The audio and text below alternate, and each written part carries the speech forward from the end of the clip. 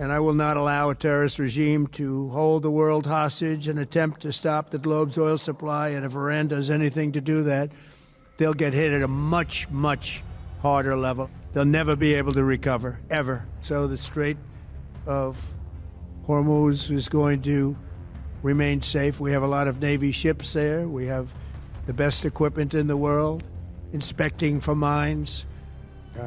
Again, most of their ships are down at the bottom of the sea, but we will hit them so hard that it will not be possible for them or anybody else helping them to ever recover that section of the world. But when the time comes, the U.S. Navy and its partners will escort tankers through the strait if needed.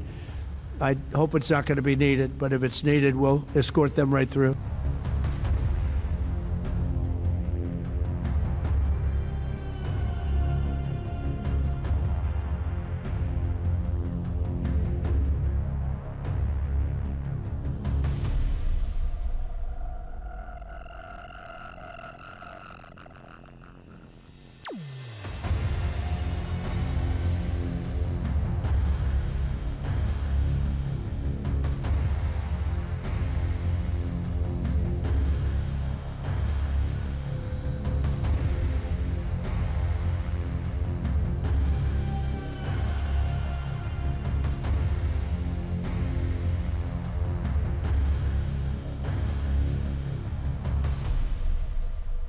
The Strait of Hormuz is a narrow sort of choke point in a waterway in the Persian Gulf, and it sits just to the south of Iran and just to the north of the UAE.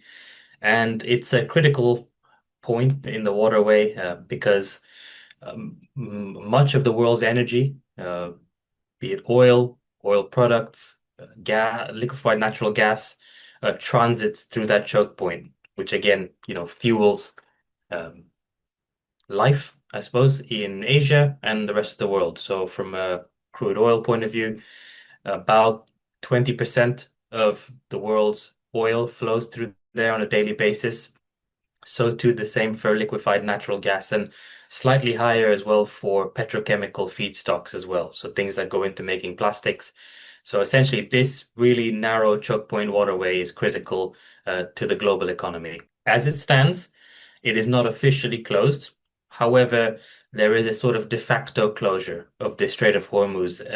Reasons for that is the Iranians are attacking or threaten to attack any sort of vessels that pass through the strait. And given the nature of the conflict and how widespread it is in the Middle East right now, freight rates for ships are prohibitively high, and there is a lack of basically insurance being given to any vessels. The Iranians are obviously trying to target energy-related, oil-related infrastructure to cause price spikes in a year of the US midterms. It's the only weapon they really have to make the US stop, is to really spike oil and energy prices. So any sort of valve that allows oil to leave the Persian Gulf is potentially, under threat to a certain extent. Oil prices have increased, freight prices have increased, but at the same token, the profitability and margin to a refiner has increased even more. What that means is there is an even bigger incentive for a refinery to secure oil to run and to make products which are useful for the average Joe, as you said, in day-to-day life, be it gasoline to fill your car, diesel to operate machinery, jet fuel to obviously fill planes and make sure that people can fly and especially, leave the Middle East to get to security. So this higher inflation will impact the end consumer in a whole different number of ways. Costs for travel will increase. Costs for groceries, in terms of the cost of getting groceries into supermarkets, will increase as well. And those are just two of the two critical ways in which it will impact the end consumer. But if this does go on for weeks on weeks, we will see really a critical situation in terms of the food stocks in the Middle East. So looking at it from that perspective, I'd say that's the first sort of major crunch point, and let's say even a humanitarian crunch point for people to be focusing on. And, aside from that, prices for food, as I said, then simply globally, and prices for energy globally really do swell at a time when, many people are obviously feeling the pinch as well globally. So I'd say first and foremost, it's a, getting f food on your plate kind of situation for the Middle Eastern countries, which is critical. And then the next is the cost of energy and how that obviously filters through into every aspect of our lives. Oil prices aren't suggesting panic right now.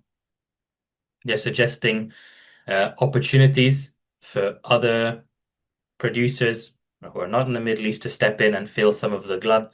It's suggesting that while there are risks and potential material threats to oil infrastructure that will continue to be hit, there are adequate stockpiles in critical demand hubs such as China that can be drawn down to mitigate some of this. So the market is pricing in a way to really try and limit the inflationary impacts to a certain extent, but we can't get away from the fact, especially on the oil side, that you do see, yeah, a fifth to a third of the world's oil supply that is passed through here, which is, come to a standstill.